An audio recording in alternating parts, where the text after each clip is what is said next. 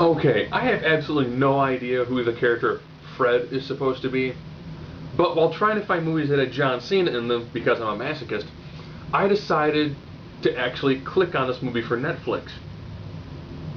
Wow. I should have noticed that when it said this designed for like 5 to 7 year olds. I think he'd be annoying for a 5 to 7 year old. It's a guy who essentially talks in a super high pitched squeaky voice and like freaks out all the time. And not like, something green, something not green. Not like that. Not. It's that we're like, oh, I heard this girl, I really did. Ah! Oh, God. Oh.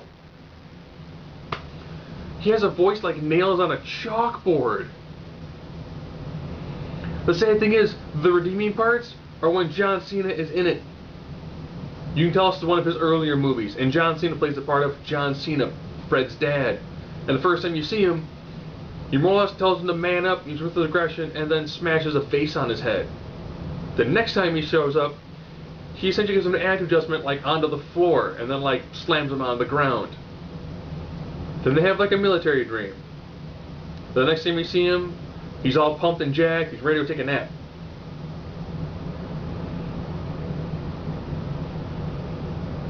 But, if this is designed for like young kids, like the 5 to 10 year olds, yeah, this world is gonna go downhill fast. I mean, ridiculously fast.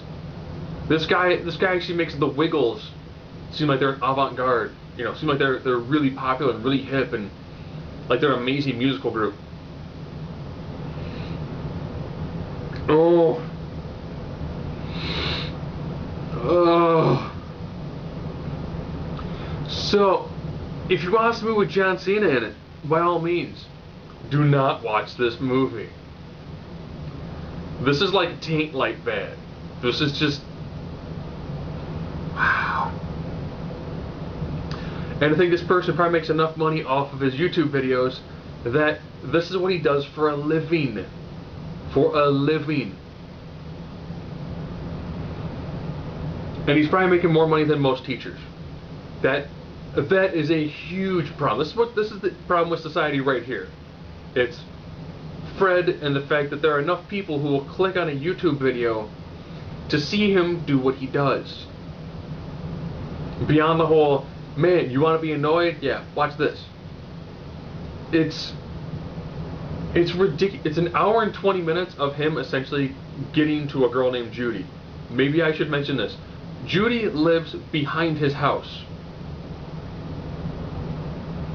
Yes, there's actually a wall separating him and the magical girl of his dreams. He spends like 10 minutes trying to get over the wall.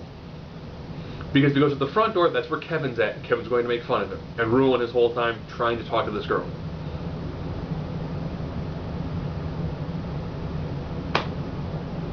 Really, this is an hour and 20 minutes essentially of a guy trying to talk to a girl who lives behind his house.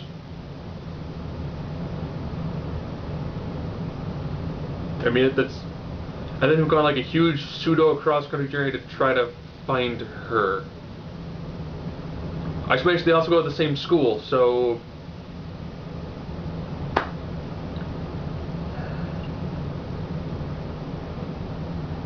I'm done.